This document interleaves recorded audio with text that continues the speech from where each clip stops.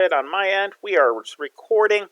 All right, I'd like to thank you all very much for spending a Sunday afternoon, or if you happen to be in the western part of Canada, perhaps still Sunday morning for you. My name is Aaron Lindh. I am a star tutor here at the Princeton Review. I focus specifically on helping high school students, especially Canadian high school students, go through the process that's required in order to get admitted to American universities. There's a lot involved in the process, and so today I'm really going to be talking about that process. And note it says here, finding your dream colleges. So I'm going to talk a little bit about what is that really all about?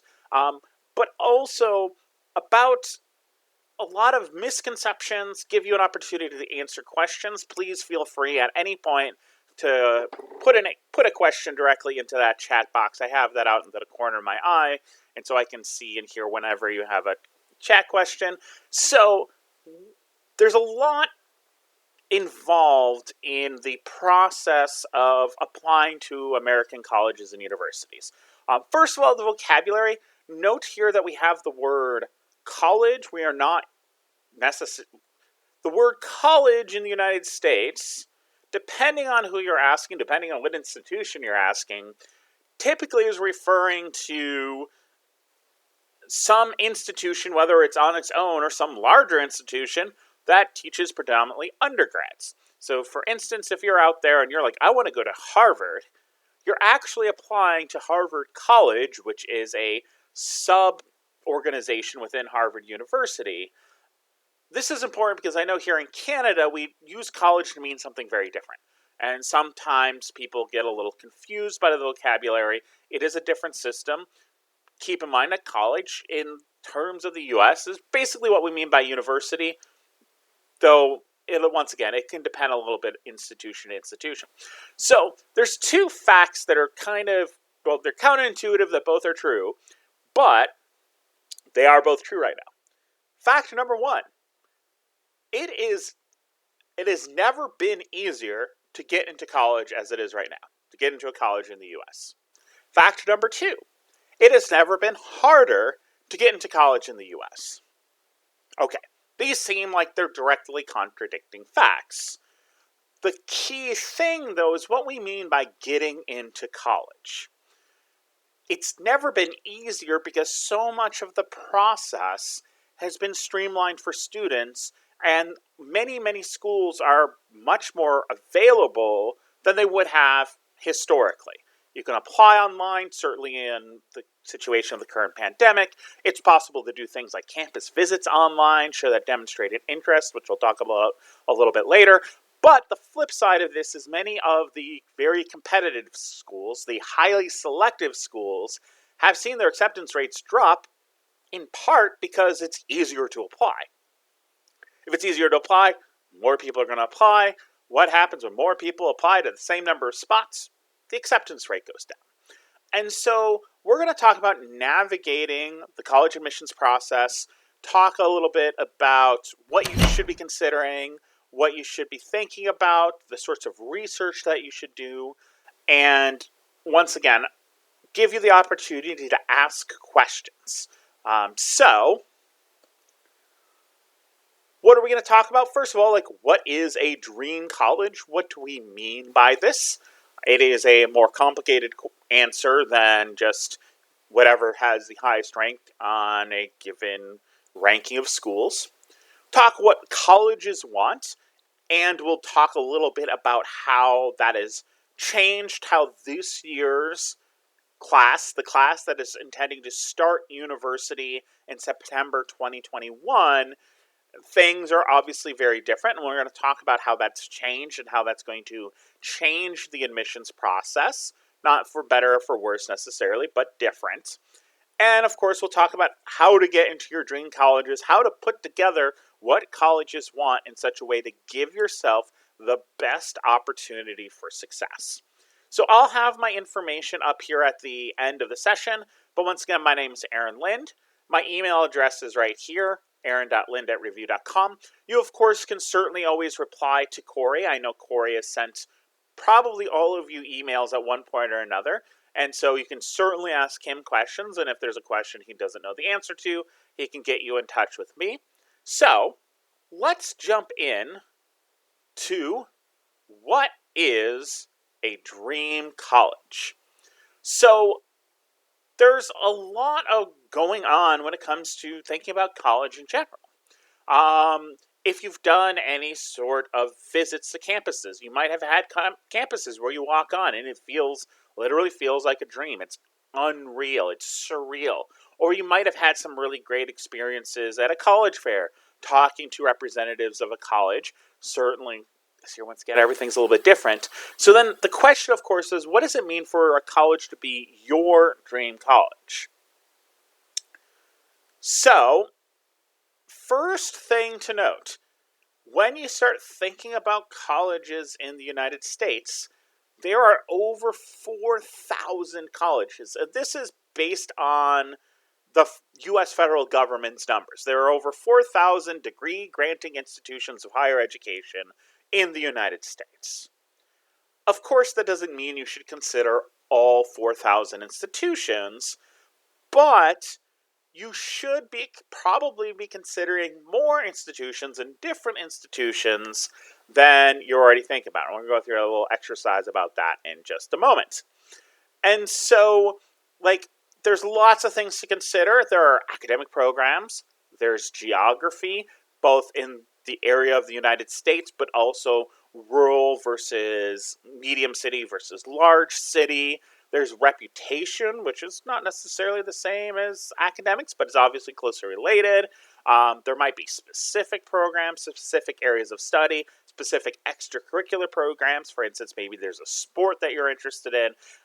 There's a lot of factors that go into starting to narrow down where you want to apply.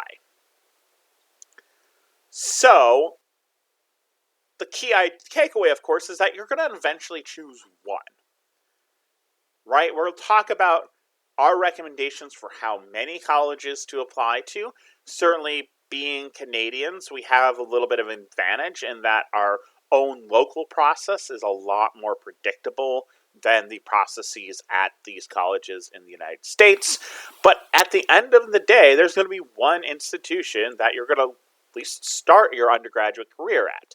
And so all these factors that we want to be considering are going to help us narrow down that list. And obviously, then there's the flip side. You might have a dream school, but if you're not accepted to that dream school, you can't just show up and ask for a place to live in the dorms. We're going to talk about how to best set yourself up for success in that process. At the end of the day, though, you want to find a school that is going to be the best fit for you. And so now, I want everyone here, you can do this mentally or take down a pen and write this down, and just basically, we're just going to do a little bit of an exercise. And the exercise is to see, what are you thinking about when it comes to colleges? So what I want you to do is write down 3 colleges or universities in the U.S. Talk about Canada. Canada is going to be a little bit different. But I want you to write down 3 colleges or universities on a piece of paper, or open a little Word doc or whatever. So I'll give you a moment to do that.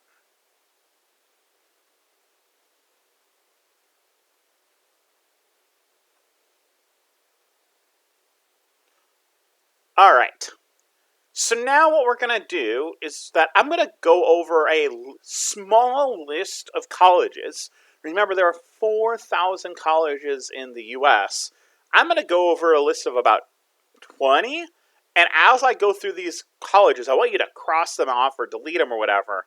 And the idea is to see, do you have any colleges left over after grabbing for the 3 I asked? So the first list we're going to go to is the Ivies. I'll ask a question in just a moment. But so if you have any of the Ivy League schools on your list, please cross them out. For those of you playing at home, Ivy League schools are Harvard, Yale, Columbia, Princeton, Penn, Brown, Cornell, and Dartmouth. So I'm going to ask 2 questions, and first one, you can answer it in the chat if you want to know. Has anyone have all their colleges yet eliminated from their list by just eliminating the Ivy Leagues? Okay, so either everyone's shy or maybe one person has gotten them all eliminated. 2 out of 3. So okay. Now, before I move on, I'm curious. Does anyone know what is the Ivy League?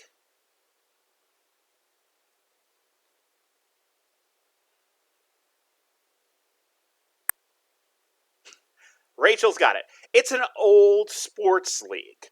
So it is a athletics organization. The organization called the Ivy League is an athletics-based organization. I like that you included the word old. These are all great schools, and they have great reputations. They're all academically excellent schools. Now, doesn't mean that they are the right schools for you, but the Ivy League, at the end of the day, is a sports organization. It happens to be the oldest, or among the oldest schools, which is why they all have strong reputations. If you've been around long enough, you accumulate, well, endowments, but you also accumulate a reputation. That's why they're all great schools, but ultimately it's a sports league. So that was our first cut of 8 schools. Our next cut is going to be to get rid of the near Ivies. So the schools that have very similar reputations. So Stanford, Northwestern, Duke, Vanderbilt, NYU, MIT, and Carnegie Mellon. So there's another 8 schools.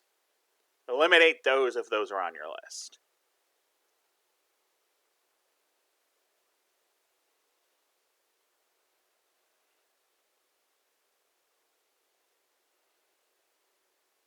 Cool. And then I'm going to go over 4 schools that are well known in part because of athletics. University of Southern California, UCLA, Michigan, and Penn State. So I just went through 20 schools. How many schools do you still have in your initial list of 3?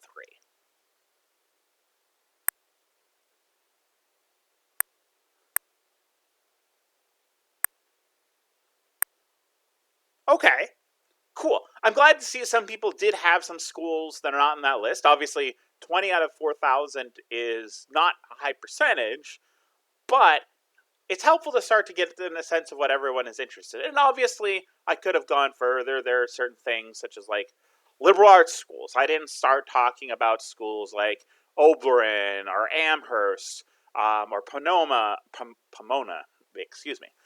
But the idea is that we all tend to get focused on the same small handful of schools simply because they're the ones that are in our face all the time. When you're looking at colleges in the United States, there are so many options out there that I implore all of you to consider broadly. First of all, what are you looking to get out of college? And we're going to talk about the things to consider in a moment. But also, what are the other options available to you? The goal is not to get the quote-unquote best school possible. Well, first of all, what does best school mean? It's going to be different for every individual student. But also, at the end of the day, what's really important is going to be what we call fit. And there might be many schools that are not on this list that will be good fits for you or your student. So, well, how to not choose a school. And so, this obviously is a list of things. Some of these are the idea with this list is that none of these things should be the reason you apply to a school. It doesn't mean that some of these might not be reasons to at least consider a school, but you certainly want to think about reasons beyond what's on this list. So, for instance, I did think I clicked, nope, it's where your friend goes. Now, of course, knowing people where you go, that might be a factor. You might want to look for a school that you're going to know people at, depending on your own comfort making new friends, but it certainly shouldn't be the sole reason. And it certainly shouldn't be the sole reason if we're talking about a single friend. Don't let your friend, even your best friend, make this decision for you. this is the sort of thing that you're going to want to make sure that you consider other factors. Another factor should definitely not be the sole factor. It's got a great football team. Certainly, once again, maybe you're a football player, maybe you're an athlete, and so that will be part of the decision-making process, but you shouldn't go to a school simply because of its football team. And football season's only 10, 12 games a year anyway, and so this should not be the only deciding factor. Now, the next one is definitely one to watch out for. It's in one of your favorite books. Now, there's lots of different ways, lots of different things that happen. We can replace books with it's in one of your favorite movies, or it was in one of your favorite TV shows. All of these depictions of these schools, sure, cool. Once again, don't make this your sole deciding factor. Do the extra research to make sure that whatever this author's or this director's perception of this school or presentation of this school actually shows you what you're really going to be getting, and that what you're really going to be getting is a good match for you. Now, this next one, very common one I find in my experience, it's where your family went. Once again, there's nothing wrong with being interested in a school to start researching a school because it's where mom and dad went, or because other members of your family have gone there. But you want to make sure you dig deeper. Make sure just because it was a good fit for somebody else in your family, that it's still a good fit for you. So, and of course, just because a school is hard to get into doesn't mean it's a reason to choose a school. This is one that actually really gets kind of funny because it's very easy to make the conception that, okay, a school that is very selective must be a good school. I mean, that's appeal to the crowd. Just because everyone's going to this restaurant doesn't mean it's a great restaurant. And at the end of the day, selectivity is really just the factor of there are more students applying for that school than there are places in the incoming freshman class. And so just because a school is hard to get into does not mean that it's a good fit for you. And of course, the flip side, it's easy to get into. Well, in my experience, Canadian students are usually not interested in schools that they perceive to be easy to get into. If they want a school that's easy to get into, they have lots of options here at home. But certainly when you're choosing, for instance, we'll talk about safety schools or comfort schools, schools that you're very likely to get accepted to, even if you're looking at American schools or even Canadian schools for that matter, you want to make sure that your factors, your reasons for applying are not simply based on the fact that it's easy to get into. Certainly, we recommend you do have some schools on your list that you believe you're going to get accepted to. They have a good chance of getting accepted to. But it shouldn't be the only reason that they're on your list.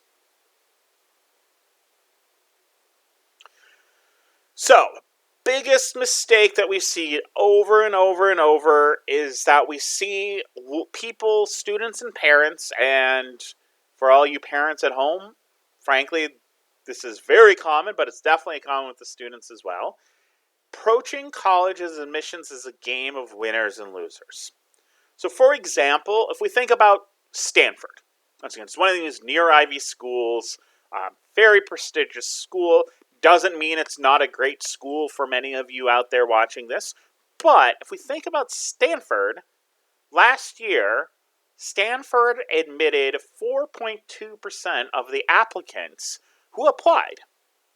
Once again, why is this the case? It's not because Stanford decided, hey, we want to make sure that we're only accepting 4.2% of students. Rather, a certain number of students, approximately 28 times more students than they have room for, applied. And so Stanford has to make the difficult decision to not accept some of this. Okay, like 25 times. Mental math, not working out right now.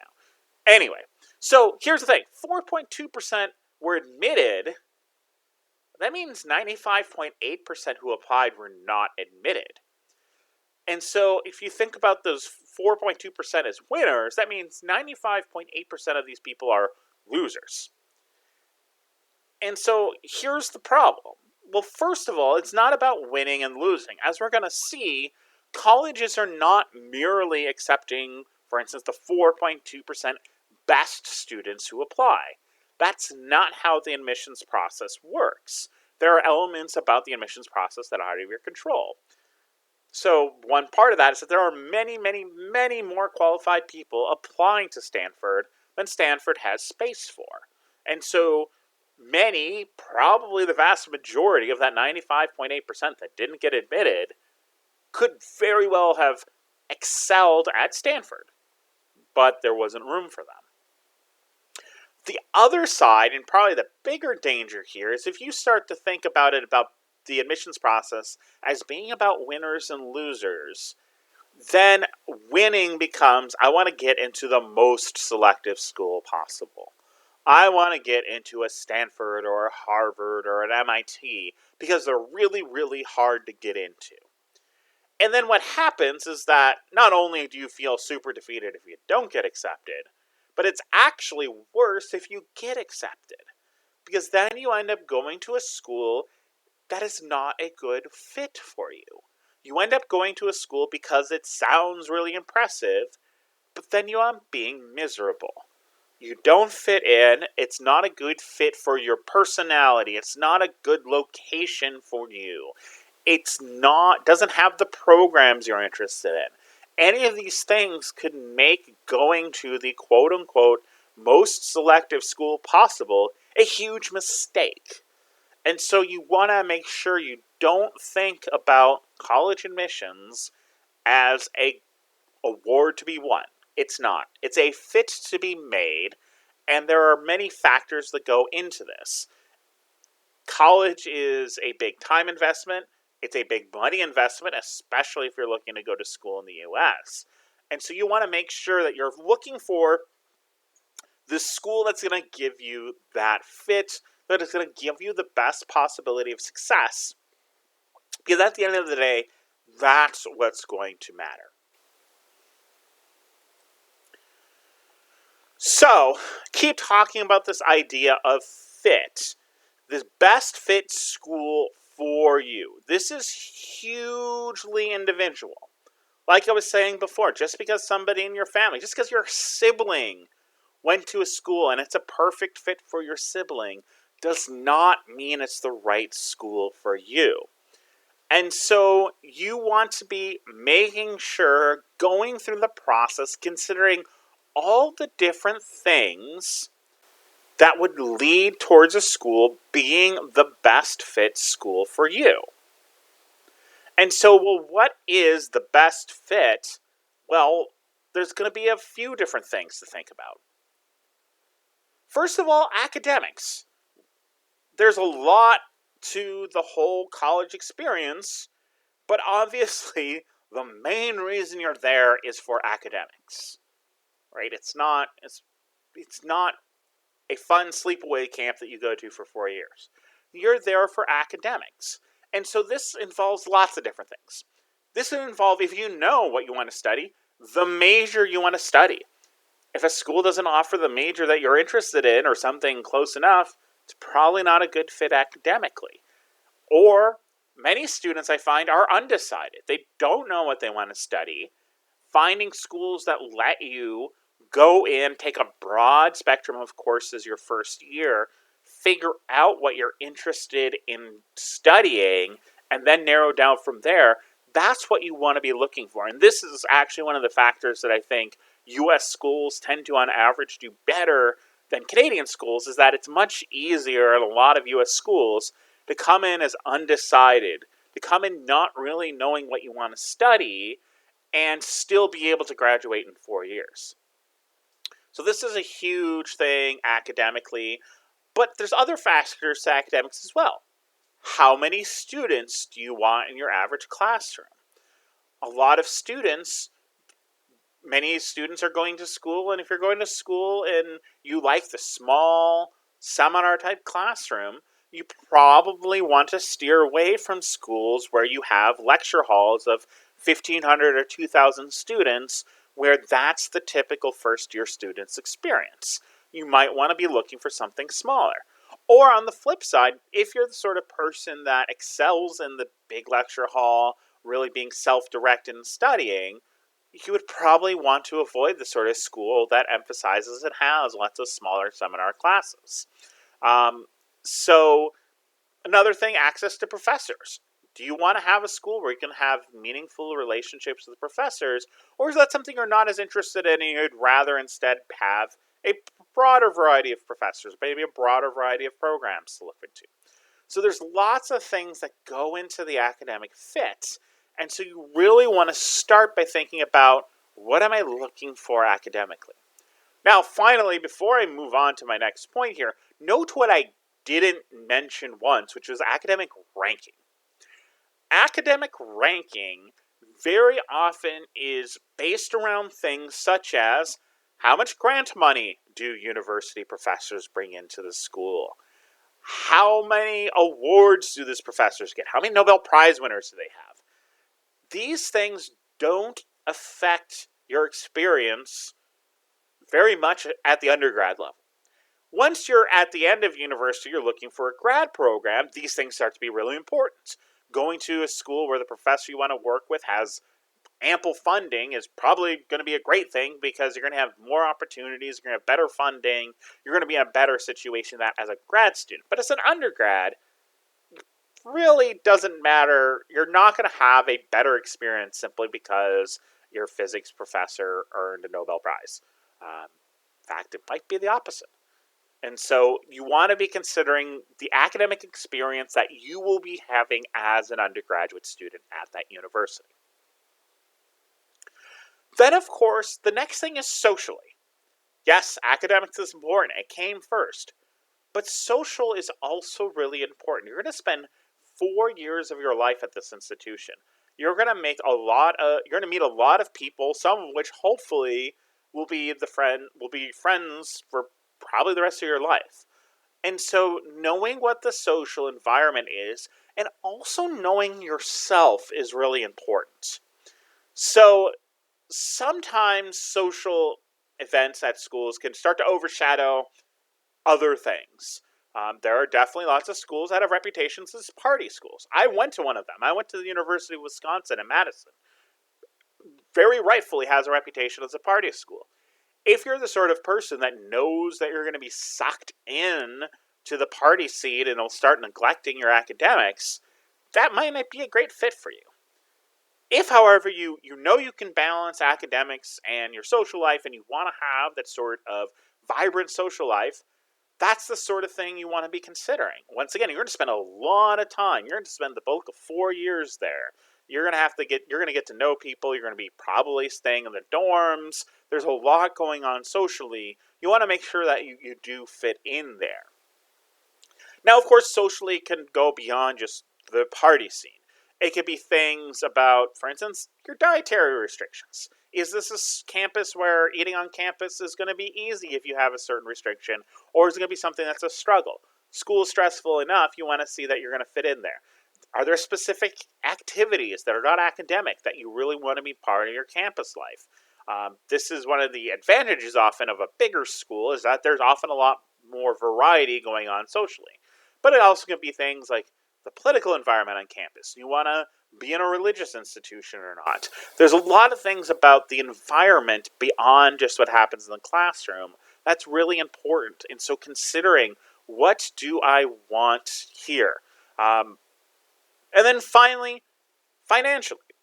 So financially fit obviously is going to be based on your own situation, but it's oftentimes also going to be based a lot on the financial support available.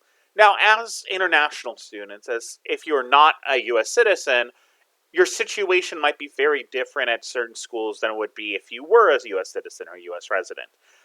But one thing I would caution you on is to not just look at the tuition price at different institutions.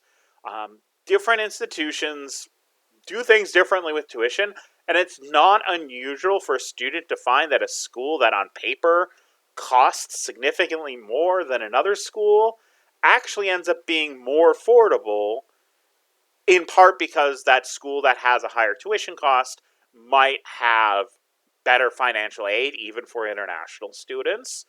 Rice University in Texas, for instance, is actually one of the ones I came across early in my career where it's like, oh, they have a really high tuition price that almost no one pays.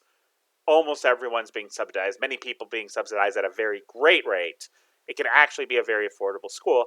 And then, of course, there's the other part of you got to live there. What are the costs if you're living in the dorms? What are the costs if you're living off campus? What is the cost of living for food? If you're going to be traveling back and forth, there might be a big difference if you're, say, located in Montreal. Flying out to LA is going to be a vastly different price than flying out to New York City. And so you have to consider all these aspects of the financial fit. And it can be a complicated process. And so it's something that you definitely need to have a serious conversation within your family as to what can we afford, but also keeping in mind that what you might find, like front and center on a school's webpage, might not be the reality for you. And then obviously, if you're, for instance, an athlete and you're being recruited, there's other scholarships. So there's a lot that goes into financial situation. Something you need to consider, but it's definitely going to be something that's different for each student. So we have this book. We've had this book for probably 20 or so years now. So the 2021 edition is the best 386 colleges. So this is a great resource. I highly recommend grabbing a copy of this. You can often get this at your school's guidance counselor's office. It's often in public libraries, school libraries. The thing that's really, really, really useful about this book is that the bulk of the information in this book is from current college students. Many of the rankings out there are built off of information that is coming from the schools. And so there's a couple of problems with this information. It doesn't mean it's totally not valuable, but first of all, a school is going to have, in its best interest, the desire to make it look as good as possible. Many admissions departments at many universities and colleges are essentially marketing departments. And so if you have rankings that are built mostly on this information, they're going to be skewed. We do include some of this information in this book, but we get most of our information from current college students. We spend a lot of time, a lot of money every year making sure we survey the schools, we get information from the students to be able to show you what it's like, as much as it's possible to do in book form, to be a student at these different schools. And so we do have rankings lists, but we do not have a 1 to 386 rankings list of the best schools, because we don't believe in that. We believe it's about best fit. The most notorious ranking here is the best party school list.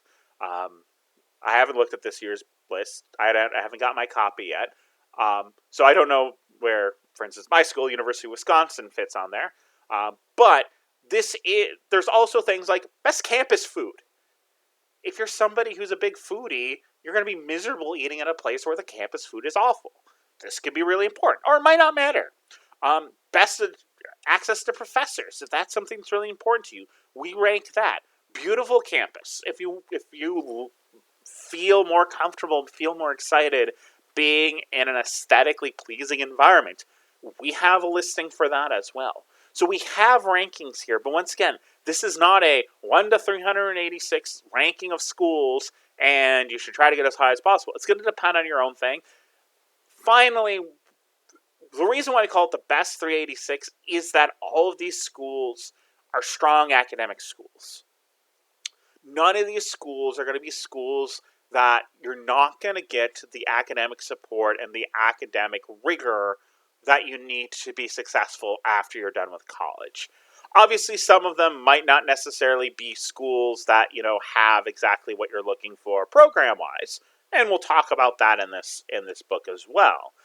But this is definitely a great starting point if you're not quite sure what to look for, if you're not quite sure what's important, if you just want to see what's out there. It's a great book to browse. 386 schools, like each college gets 2 facing pages, plus there's, once again, the additional pages of rankings. Some schools will go into a little bit more detail about certain features of those schools. Really, really highly recommended resource to help you start to be thinking about what's out there and what's going to be good things to consider when it comes to what college you should go to or apply to. So, all of this, of course, ends up being to the place like you need to work. This is not the sort of thing where, once again, this is a process. Certainly, if you are Canadian, if you said you've had like older siblings or older children gone through the Canadian process, the US process is far more involved. And so there's lots of different things here you need to be thinking. You need to be thinking about doing your research.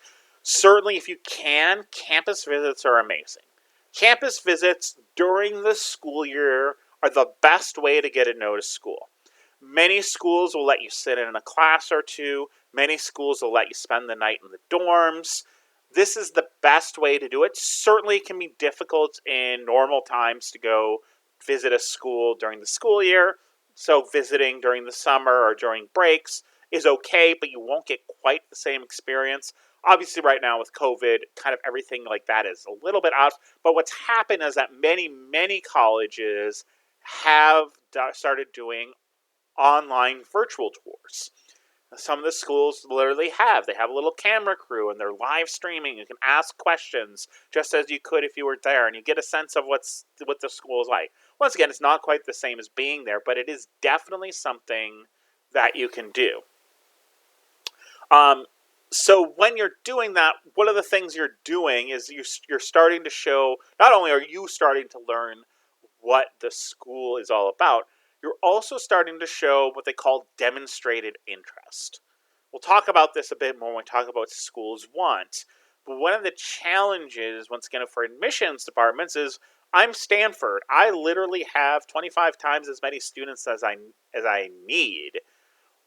What are the factors, once I obviously get over the obvious factors of, will this student be able to handle the school academically? One thing is demonstrated interest. Is this a student who is legitimately, honestly, authentically interested in coming to Stanford versus a student who's applying to every top name school because they think that's what's important? If you can demonstrate interest, in part by attending these sorts of events and other things as well, that can often give you a leg up in the other side of the process. But of course, the first thing, the most important thing right now is to show, like, is this a school I'm legitimately interested in? Because sometimes the opposite happens. You attend one of these events, you're like, no, I want nothing to do with this school. And that's valuable too. You'll start to learn more about yourself, start to learn more about the process, learn what are the sort of schools that you're looking for. So certainly the next thing, look for and meet college representatives. I know many of the independent schools here in Canada have fairs. In normal years, I know we have college fairs here in Toronto. I know they happen in the other major cities across Canada.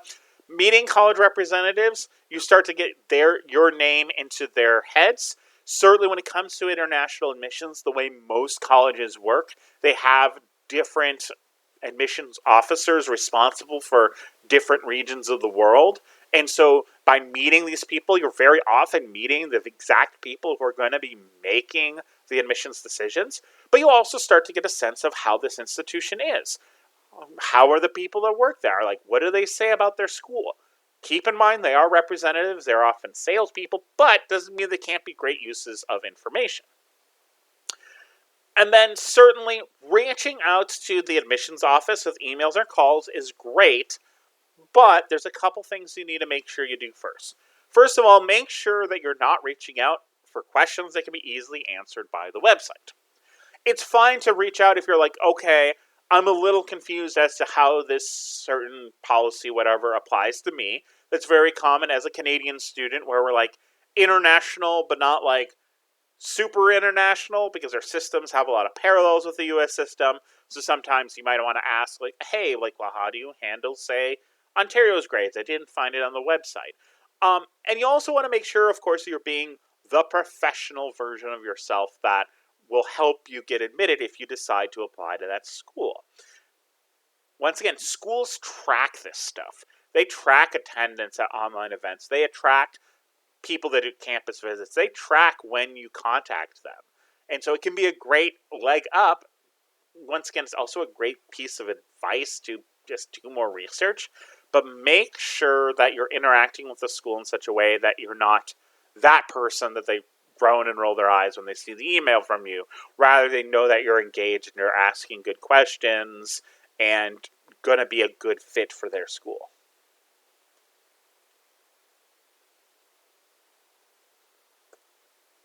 So once again, do your research, talk to those admissions offices or officers, contact the admissions offices. So now, moving on to the sorts of things you should be considering, the sorts of things you should be doing when it comes to your school search. The next question of what do colleges want?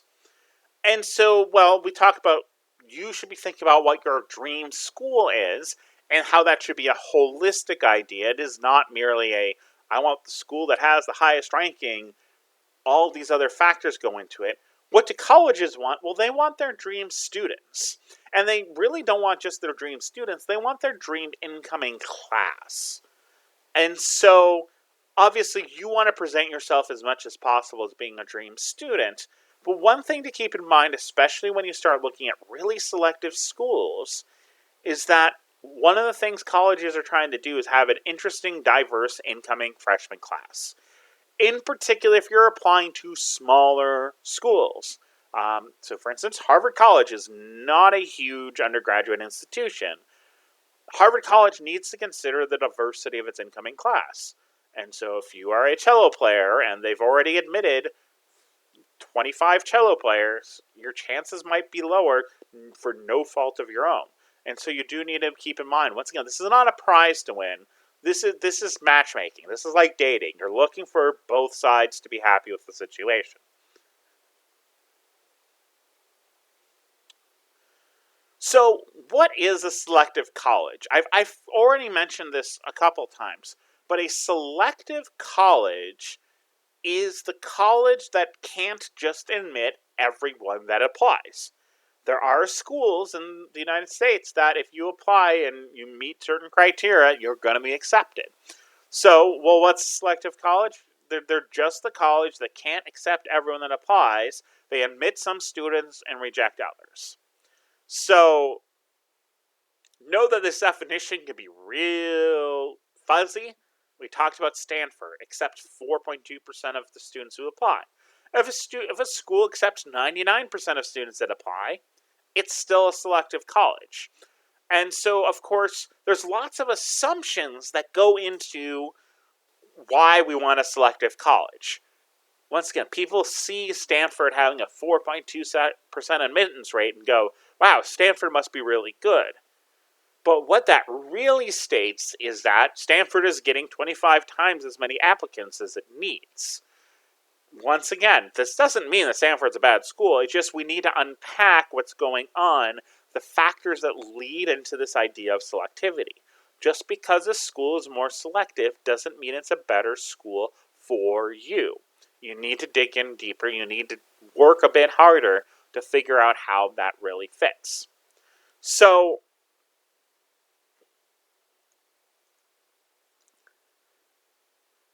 moving on to kind of how this is, like, why are colleges selective? Well, once again, colleges are selective for the same reason. Colleges need to have a certain number of students attend. Now, this is actually something that's really important. The difference between acceptance rate and how many students actually attend that school. So, every year, a school wants roughly the same number of students to attend its school. But all schools are not going to have 100% of their students that get accepted actually attend that school.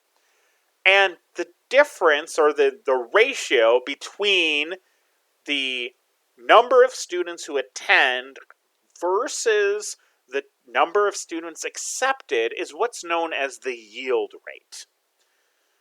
So, for instance, you have a school that needs to have 1,000 students to make up its incoming class, and it has a yield rate of 25%. They need to accept 4,000 students. So 25% of that 4,000, that 1,000, comes into their school. And this is ultimately why schools are selective. So taking Stanford, for instance, if Stanford was in a situation where only 4.2% of its students that it accepted would attend Stanford, they wouldn't need to be selective. They could just literally accept everyone. The 4.2% of students that would come, and they fill their incoming class. Reality is, of course, it doesn't work that way. And so this sort of selectivity, the idea of yield rate, is a big reason why demonstrated interest is so important. Schools don't like this sort of risk. No one likes this sort of risk. I need to have 1,000 students. I don't have room in the doors to have 1,200 students. If I only have 800 students, I'm going to have problems paying my professors. I want to make sure that if my yield rate's 25% and I accept 4,000 students, I get that 1,000 students. And so having students who have demonstrated interest, who have shown that this is the school they want to go to, reduces the risk from the admissions department point of view, because that's one more student they say, okay, this is not a 25% chance, this is closer to a 100% chance. I'm going to be more likely to accept this student than somebody else. So the second part of this, of course, is that the admissions committees have to find the right students for the spots. It's not just about the best students.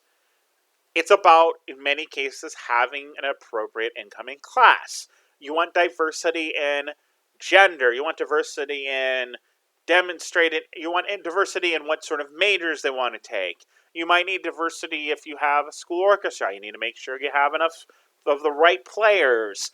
Sports often falls into that. Even if it's not a, say, competitive Division I type of team, if you have a tennis team and you have 4 of your top tennis players are graduating this year, you're going to need to replace them with some more students. And so admissions committees are not just simply making this a contest where they say, okay, we're going to rank you and then the top 4,000 students or whatever needed to meet the incoming class get accepted. That's not how it works. They're looking to create an incoming class. And so all these different elements start to take an effect. Once again, for you, it should not just simply be about the numbers. It should not be, I'm going to look at some college ranking and decide I'm going to apply to the top 5 schools or whatever, and then go to the highest one that accepts me. Similarly, schools are not doing that either.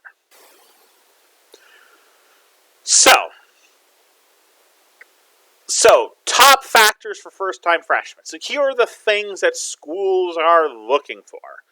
And this is from NACAC.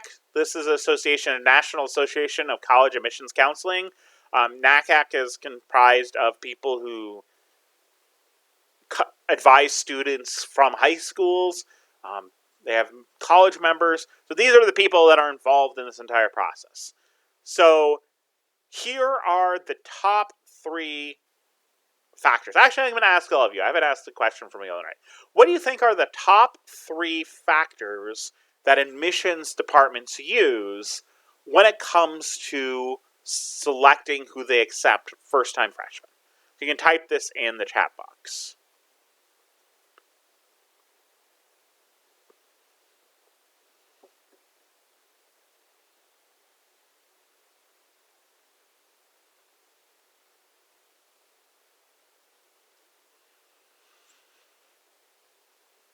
See some people typing, so I'll give a moment. So, extracurriculars, stats. Stats is in the right ballpark, but can you expand that out? Because there's lots of things that can mean stats, right? We could be like, how tall are you? How many guitars do you own? There's lots of different stats. What sort of stats do we care about? Cool. See, test grades, GPA, extracurriculars, marks, majors.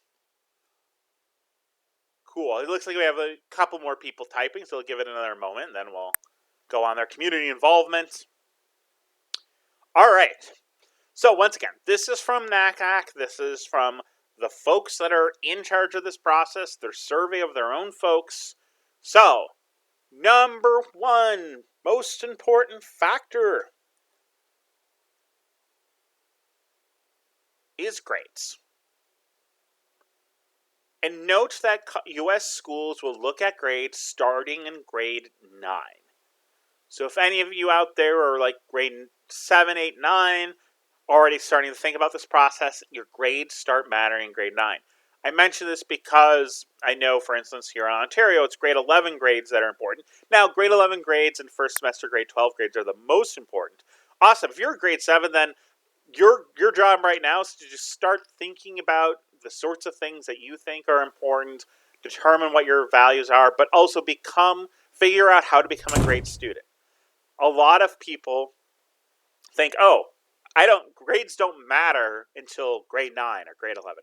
Excuse me one moment. Apologies there. So the thing is, what's the best predictor of grade 11 grades? Grade 10 grades. What's the best predictor of grade 10 grades? Grade 9 grades. So if you're in grade 7, best thing you can do right now is figure out what you like, because your extracurriculars are going to be important, but they're also going to help you in the school search, but also learn how to be a good student, because that'll help you be a good student once you get into high school. So it's awesome. Now, the second one, high school curriculum. What do we mean by high school curriculum? We mean, are you choosing challenging courses in high school? Now, if you're at a school that offers, for instance, advanced placement courses, they want to see that you're taking advantage of that. If your school does honors, take advantage of honors courses. If you're in the IB, go for the IB diploma. Take the full rank of your higher level courses. And so this is really important. They want to see that you're challenging yourself academically in high school, because that positively correlates to how well you're going to do in college. And now, the last big piece of the puzzle is testing. SAT and ACT do matter. In fact, they're in the top 3 factors. One of the reasons for this is that grades and testing are easy to work with. They're numbers. High school curriculum isn't quite numbers, but admissions counselors know what the different curriculum look like. They know how to compare that pretty quickly. So one thing that we've heard college admissions counselors say is that we care more about what you do over 4 years rather than 4 hours on a Saturday, which is true. Grades are more important. High school curriculum is more important, but testing's still important. And so certainly if any of you out there are grade 12s or perhaps grade 11s, we're going to talk a little bit about how about testing in particular. It's kind of gotten a little bit funny this year due to the pandemic. But for those of you thinking ahead, keep in mind, yes, my first job is absolutely grades, taking the most challenging courses that I can handle that demonstrate my ability to do well in college. But you want to be thinking ahead as to how am I going to handle the SAT or ACT? What are the steps I'm going to take to ensure I get a great score that helps me get admitted? So, grad schools do not look at SAT or ACT. Very briefly, if you're looking at grad programs that are not a kind of specific professional program, like if you want to go to law school, you need to take the LSAT. If you want to go to med school, you need to take the MCAT. If you want to go to business school, you need the GMAT. There's a couple other tests. There's the OAT, which is for orthodontics, I think. There's a few other tests. The DAT, if you want to go to dental school. Most grad programs that require a test known as the GRE, the Graduate Records Exam. You take that during university in order to get into grad school. Once you're in university, grad programs don't care about your SAT or ACT scores. So, the other thing is, do note that grad schools for the GRE have vastly different emphases on them. In my experience, if you want to do something like clinical psychology, it's really important. A lot of other programs really don't care. Lane, in that case, if you take the IB program, do you have to take the SAT or ACT? The answer to that is yes, probably, but it depends. One of the big changes that's been happening with the pandemic, but the pandemic's really been accelerating a lot of this, is more flexibility, different options for students when it comes to standardized testing. So the general rule is that most colleges and universities in the US are going to require the SAT or the ACT.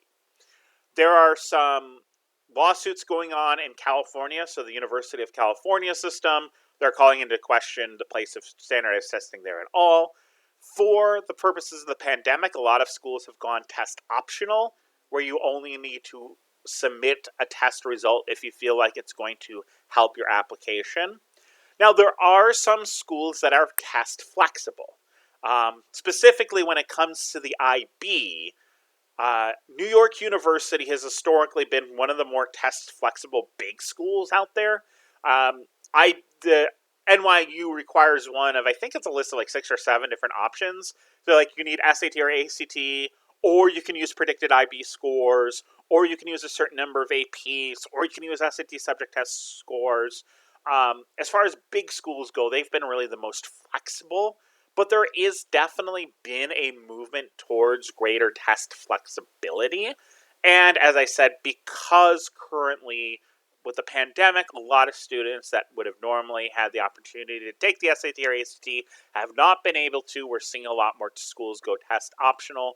It'll be really interesting to see on the other side of this pandemic how policies change, whether they change in the long term, whether we see, for instance, more flexibility where IB students can use their ID diploma predicted scores as their standardized tests.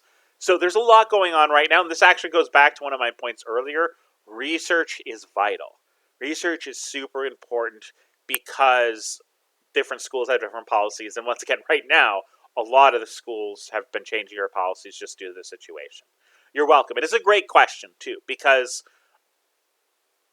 in my experience, there's far higher percentage of Canadian schools that are IB versus in the US, but there are, especially the vast majority of schools are going to know what IB is. And like I said, some schools have historically approached IB as a possible substitute for SAT or ACT. It'll be interesting to see, once again, as we go forward, whether that becomes more prominent given the situation in the world. So to wrap up this whole thing, what do all 3 of these have in common? Well, we can argue about the testing one, but all 3 of these are really academics. So once again, when it comes for you looking for your dream school, academics absolutely needs to be top of mind. It's not the only factor, but it needs to be top of mind. When colleges are looking to see whether or not to admit you, academics are the prime factor. Not the whole story, but absolutely part of the story. So, admissions factors. Once again, so how did all this kind of work out? So, we start looking at certain things such as the transcript. The transcript is the most important thing that a college admissions counselor has. The admissions officer is going to see, like, okay, do you have a good transcript? Which has, once again, it's getting good grades in challenging courses. One of the questions that they have to ask is, will this student excel academically at our institution? And the best way to show that is to show what you've done in the last 3.5 years based on your high school transcript. So, challenge yourself. Have you taken advantage of what's offered? Oftentimes students start to agonize about things such as like, well, my friend's school offers 10 APs, but my school only offers 2. Is that going to be a problem? And the answer is no, provided you take advantage of the opportunities that you have available to you. So this is not a situation where you should be thinking, oh, I need to switch schools. That's not what they're looking for. They want to see, compared to the options, compared to the opportunities you have available to you, are you taking advantage of that? Are you doing the challenging courses that are available to you? And so colleges are going to look at both your weighted and unweighted GPAs. Um, for what I mean by that, because I know not all Canadian schools do this, a lot of schools in the United States will give more points. So you're typically working on a 4.0 scale where 4 is an A, but they'll give more points for different sort of courses. For instance, where I went to high school in the US, in Wisconsin, an AP class is graded out of 5, not out of 4. So that would be our weighted GPA. Schools will look at that because it often advantages students who are taking challenging courses. It works quite nicely with that. But they also want to look at your unweighted GPA, so just assuming your grade is what it is, because that's also another indication of how strong are you academically. Are you excelling in general and not just boosting your scores by the grades you're taking? And certainly, especially if you're going in saying, I have a specific interest in mind, they do want to see that it's consistent with your transcript.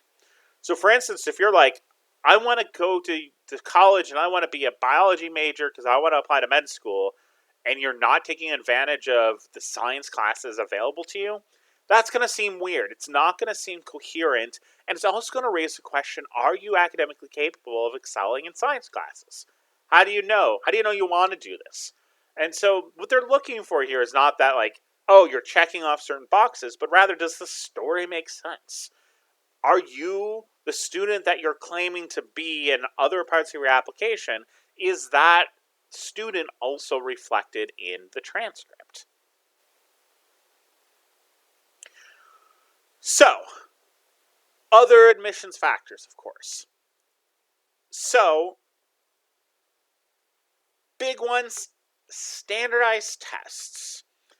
Now, there's lots of criticisms about standardized tests. I could talk your ears off. I could talk for days about problems with the SAT and ACT and why they're really not great measures of anything that's really important to school or to life. But the reality of the situation is schools still would like to see them right now because of the pandemic. They're being a little more flexible, but generally, one of the big things about the SAT or the ACT is that it's the same for everyone. One challenge as an admissions officer is, how do you compare students that went to different schools in different states and situation here in different countries? One of the things you have is the standardized test. It's the same test whether you take it in the United States or in Canada or in Africa or wherever.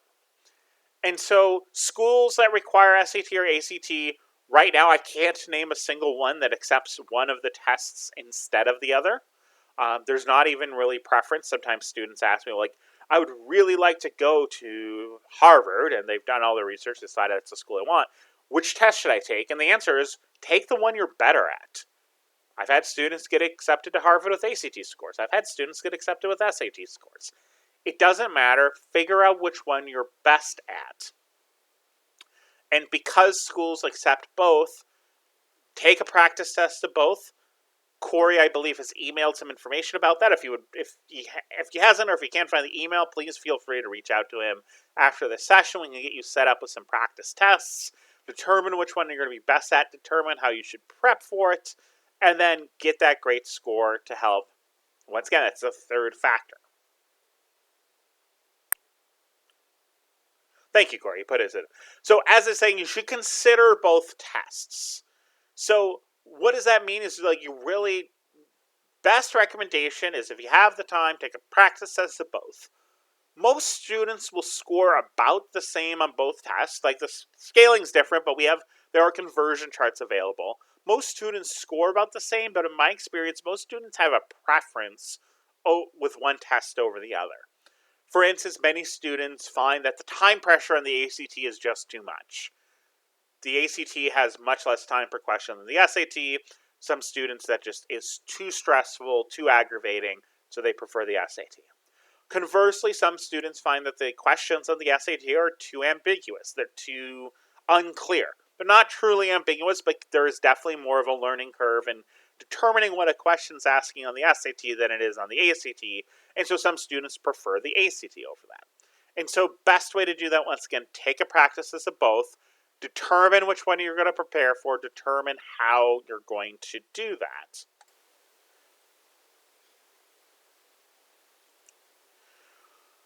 And then finally, note by colleges look at scores and ranges, there's a couple of things that are kind of unpacked in here. First of all, one of the things that you'll find once you start doing research is that most colleges will not just simply post their average SAT or ACT scores. What they'll post is they'll post their 25th and 75th percentiles. And so what we mean by that, so if we have, let's say, if we had like our number line, in fact, I'm going to do a box and whisker plot because that's exactly what this is designed for. And so if we had, let's say, take an ACT score distribution, most schools aren't going to give the numbers for like the lowest score accepted or the highest score accepted. What they'll do is they'll instead say, okay, let's say 25th percentile school for the ACT was a 27. Okay, what does that mean? That means that, okay, the bottom quarter got less than a 27. And they might say that our 75th percentile was a 31. Okay, well, that in its own tells you that our top quarter, top 25%, must have gotten higher than a 31. The really helpful thing this tells us is that the bulk of students accepted at this university, the middle 50%, got between a 27 and a 31. So that's the first idea about scores and ranges, is that, well, it gives you an idea of what are the percentages, what are the bulk of the students earning to get admitted to this school. Doesn't mean that if you're below this range, you have no chance. There's 25% of students below 27 and on ACT in this hypothetical school. It certainly doesn't mean you're guaranteed if you get above a 31. Oftentimes, once again, college admissions counselors are looking for other stuff, but it does give you an idea what makes you competitive. Now, the additional part to this is they also understand that the difference between one score and another score on these tests is not that big of a deal. So for instance, here, like, okay, if the 75th percentile is 31, well, sure, a 32 would be better, but the admissions officers know that the difference between a 31 and the 32 in the ACT could have been one question.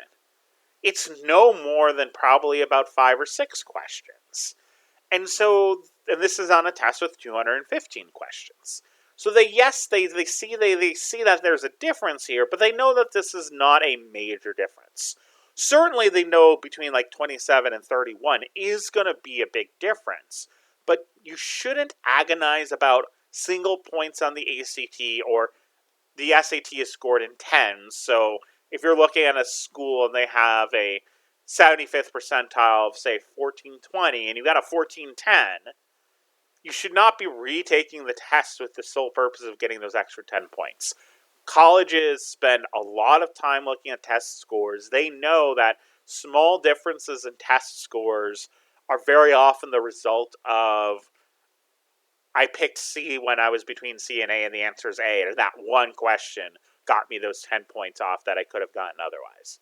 So keep in mind that, yes, the actual score matters, but there's tiny little differences in scores don't matter as much as the big differences. The big differences definitely play a big role. So, test optional. So, we've been kind of talking about this in particular in the light of COVID. So, test optional is definitely something that we're seeing more and more of. So, first thing to note is that test optional does not mean test prohibited. So if a school says they're test optional and you feel that your SAT or ACT score is going to help your application, you should submit it. Also know that test optional means different things at different schools. You want to make sure you read that school's policy to determine whether it makes sense for you to submit your test score. At some schools, they very clearly say, if you do not submit a score, we're not going to hold it against you. It can only help your application. And as much as possible, we're going to take them at our word. Other schools might say, well, We prefer that you submit a test, or it is recommended. One thing I always tell students when it comes to admissions, if it says recommended, unless you have something special going for you, you're a recruited athlete, for instance, or you have some really amazing extracurriculars, you won a really big prize for an application that you wrote for diabetics to track their blood sugar. Unless you have something like that going for you, read recommended as required. Once again, this year everything's a little different because schools are cognizant of the fact that you might not have a test score because you might not have gotten a seat at a test center. So the other thing, and this is going to be really important for those of you grade 12s applying this year, if you don't submit test scores, everything else becomes that much more important. For instance, if you're in a situation where, say, your GPA may not be quite to where you would like it to be, if you don't submit a test score, that GPA is going to get much greater scrutiny. And so this is also part of the strategy. If you're applying to a test optional school and you do have a test score, what happens if I leave that out? How does that extra scrutiny towards the rest of my application affect my application as a whole? And then finally, depending on your school list, if you have any schools that are not test optional, that require tests, your application process is going to need to keep that in mind. And that, of course, does not mean you need to submit it to the test optional schools, unless their policy says so. Always be sure to read their policies carefully. But if you do have schools that are requiring test scores, once again, this year is different, but if you're grade 11 or earlier, keep in mind as you're doing your research, if you have schools that are not typically test optional, consider your process as you have to take the test.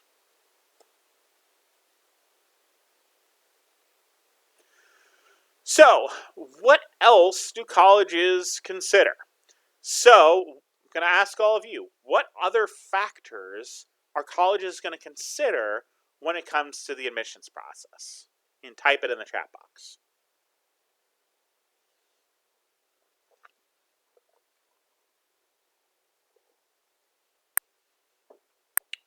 So we got extracurriculars, essays, recommendation letter. Awesome, we're hitting some of the big ones right off the bat. What other factors do they check out? Sports, absolutely. I mean, sports might fit in extracurricular, certainly. Legacy, that's something that's been highly controversial, but it's certainly something that schools consider. Awesome. So these ones are really going to be awesome. So looking at some of the, once again, the sort of research that's been done, what the surveys have said. So the most important factor is personal statements or essays. So after we talk about grades, transcript, what course selection, and test scores, your personal statement really matters. And once again, in light of COVID, because not only do a lot of students not have test scores, but there's been a lot of cases where, I found this more in the US than Canada, but I have had some students who said that last year, the last semester of grade 11, ended up being pass-fail. That makes your personal statement and essays even more important.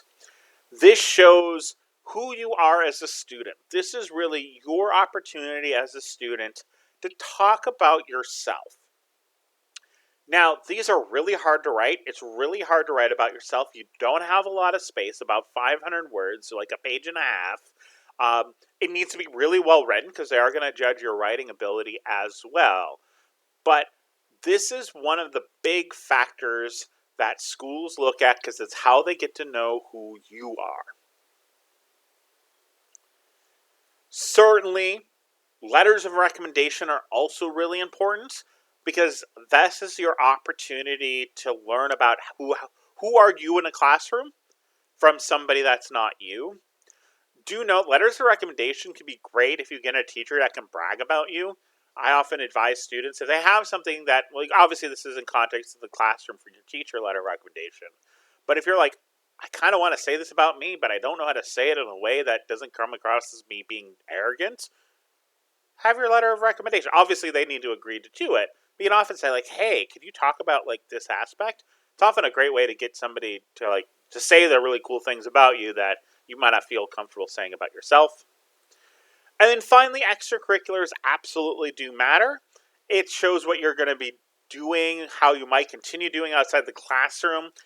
Oftentimes, extracurriculars are also really important when it comes to, like, your major or how you're going to fit into the class as a whole, um, which certainly gets to the overall idea here. Many college many college admissions officers talk about a holistic process. All of these factors are important, and there are definitely factors that are more important than others, but what they really care about is you as an entire individual. Obviously, you as a student is primarily important, but all these other factors also matter. And so putting together a cohesive whole that really demonstrates who you are and why college admissions counselors should be interested in accepting you is a big deal.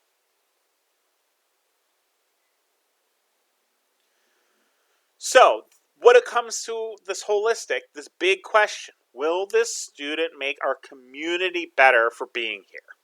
One of the things that I often ask students when it comes to, for instance, the personal statement or that personal essay is, after reading this, does this sound like a person that you would want to meet?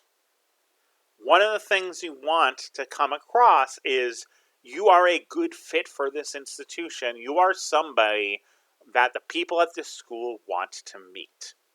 So this is the big idea when it comes to the holistic elements. Obviously, the school stuff, once again, academics is first, but when it comes to the personal statement, the letters of reference, there's extracurriculars, are you going to be somebody who's going to come to this school and make this school a better place? And note that this also speaks to fit. The factors that might make a student a great fit at one school, that might make that admissions officer really wants to admit this student at one school, might not work quite as well as another school.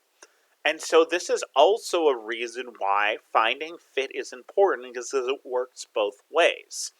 If you're a student that just doesn't fit what that school is looking for, oftentimes it doesn't matter what the grades look like.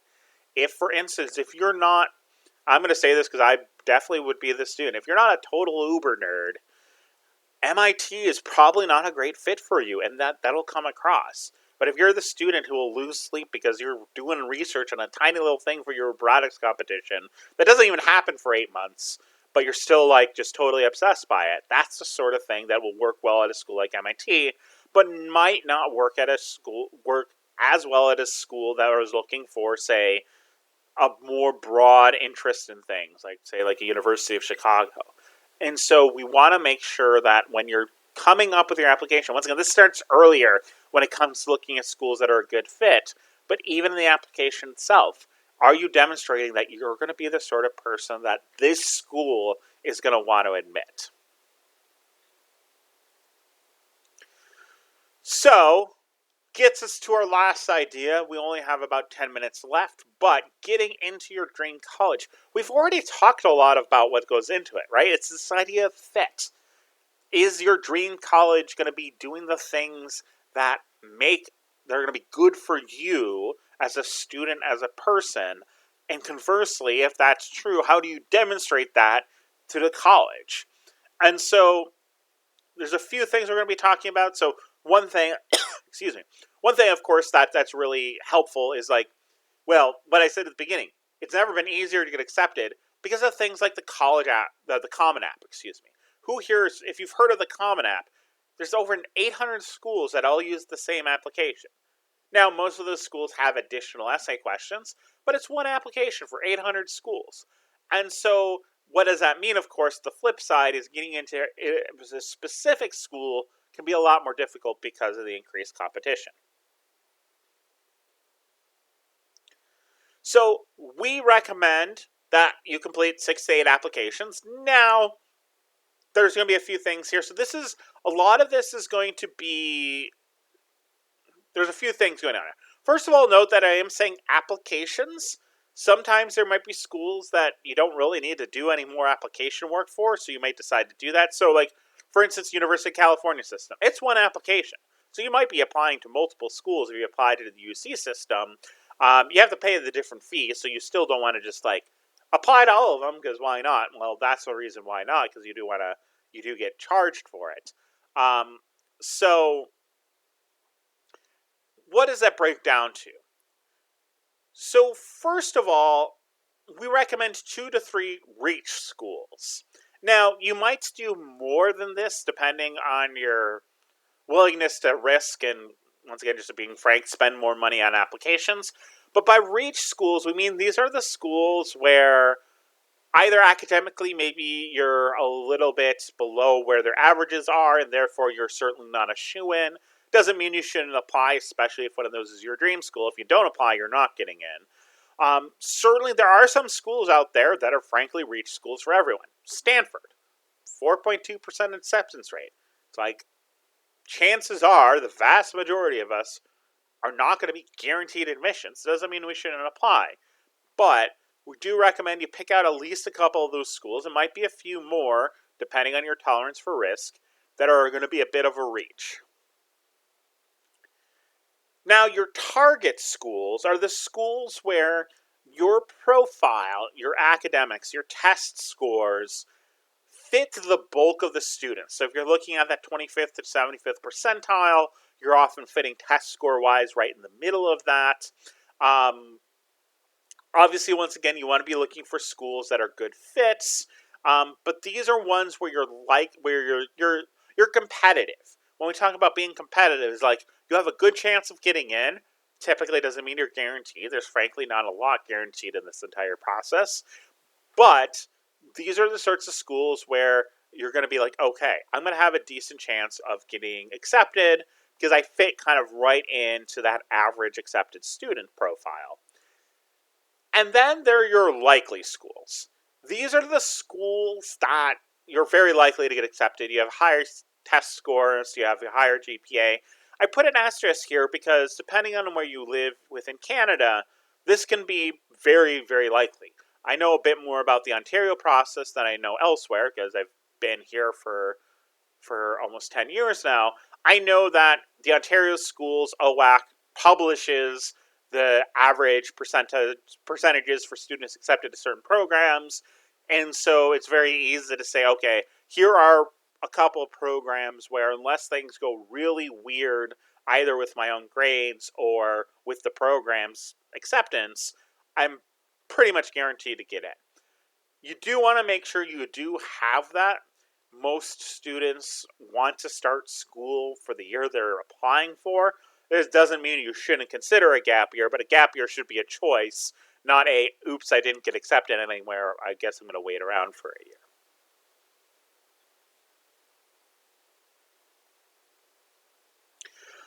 So now, knowing what you need to do for your applications is really important, and knowing what deadlines you need to meet.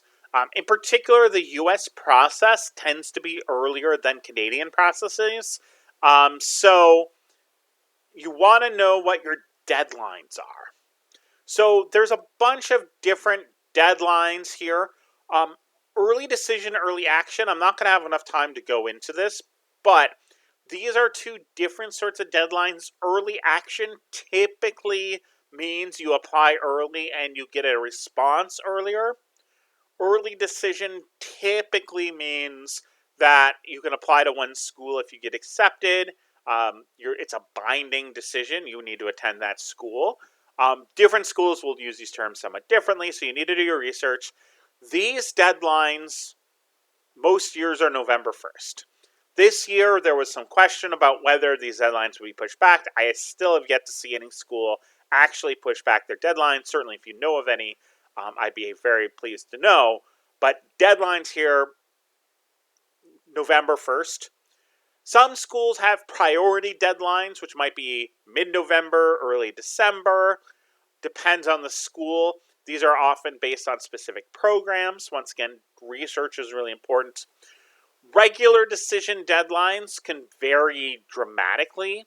Some schools have regular decision deadlines of December 31st or January 1st. I've seen regular decision deadlines as late as mid-August for starting right after Labor Day. Certainly depends on the school.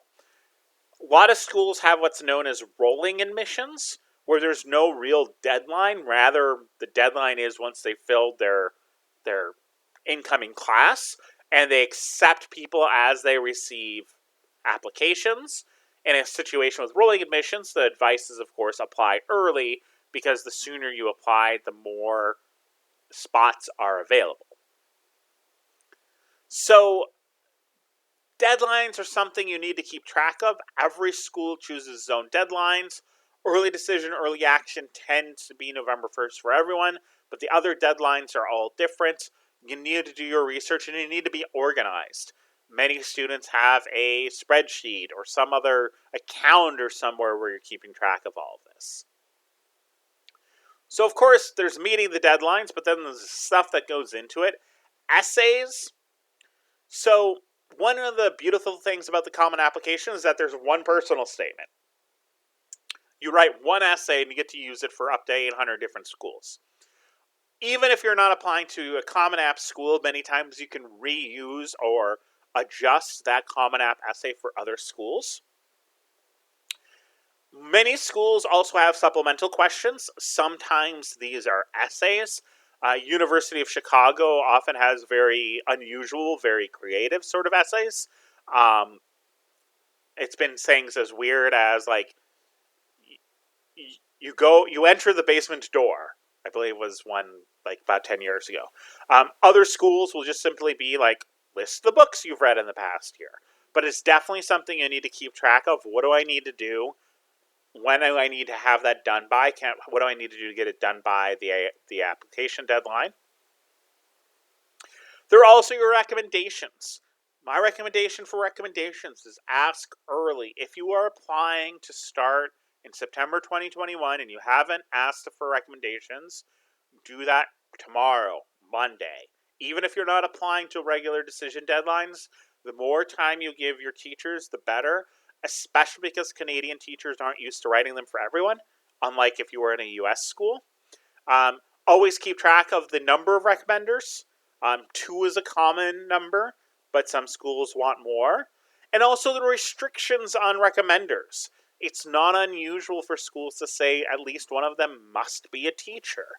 If you have a school, some schools will want somebody who is not a teacher, somebody who knows you through some sort of community extracurricular. If that's the case, be sure to read that, ask early, and get them started on that essay so they have the time to craft a great recommendation for you.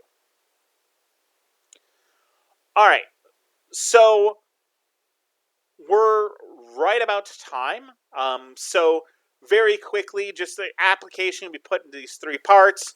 Obviously, there's all this information, the numbers, and then your pieces, the things that you can kind of control that don't fit into either of these. So essay, as I mentioned before, please, what do you mean by prep schools? The reason why I ask is because prep schools can mean a lot of different things.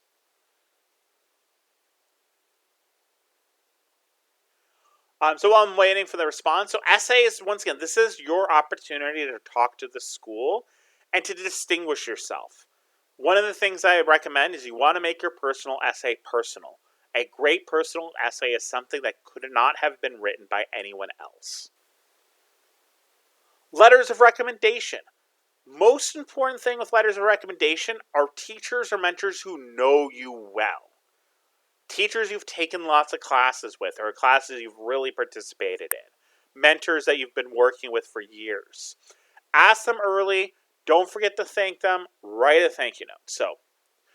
So certainly you want any high school, well, I would say anyway, but certainly when it comes to choosing high schools, I would actually say all the advice that I had earlier about fit applies for high school as well. If you're, I know you mentioned that you were, I believe, in seventh grade. If you're not in high school yet and you're thinking about what you want in a high school, fit is the most important thing. You're going to be, first of all, you're going to be happier working in a school that you fit in better, but you're also going to perform better. You're going to have better letters of recommendation. You're going to have better extracurriculars. Everything about you that's going to make you a better candidate for college is also going to be true by fitting a high school that is a better fit for you. So look for the schools that have the sort of classes you're interested in. There's certainly benefits and drawbacks to, for instance, IB schools versus AP schools. Uh, there's a lot that goes into that, but certainly the biggest thing I would recommend there is fit. All right, so in the interest of time, I'm going to jump to the end of this. We're almost at the end, but I do want to make sure that I leave just a moment, and I know people, it is Sunday, so once again, the final big thing here is that you can get into your dream college. You're all doing the right first step, at least. It might not even be your first step, but you're getting information. You're starting to do your research. Definitely, we're here to help. I've been working in this industry for 15 years, helped a lot of students go through this whole process. Core has helped. Our entire company has been around for 30 years. We've been helping students find the best fit school, put together their application, get admitted to their schools. 4 out of 5 of our students have gotten into their top choice school. And of course, we say top choice because we really work with students. We really believe in this idea of the best thing is to get that best fit. In addition, of course, to helping students get great scores on SAT and ACT, which is what we're probably better known for. So once again, if you have any questions, you can certainly put them in the chat. I just wanted to make sure I wrapped up before I got too far past 2:30 Eastern. My name's Aaron Lindh. I have my name and my email address there. I'll also type my email address into the chat box just to make sure that you have it. Corey, our business development manager, he is the one who helped put together this whole event. He helps put together events across Canada. Obviously, a lot of them are happening virtually. He works with a lot of the high schools, basically all the high schools that we work with. His email is there. I believe he's typing it probably in again. Certainly, please feel free to reach out to him as well. We're always happy to answer student questions. And so, yes, if you need to run, once again, I understand it is Sunday. Even though in the time of COVID, it's still the weekend.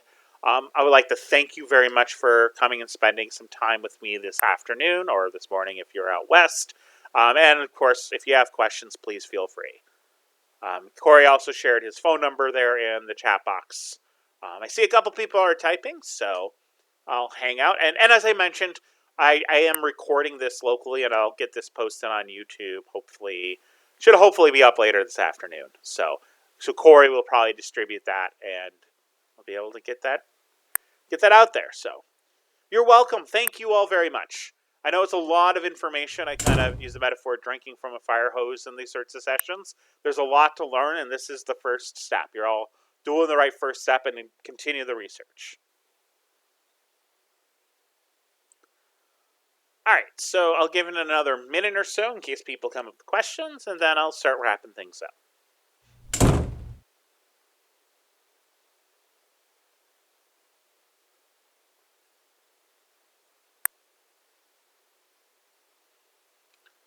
You're welcome. All right, so I'll be stopping the recording.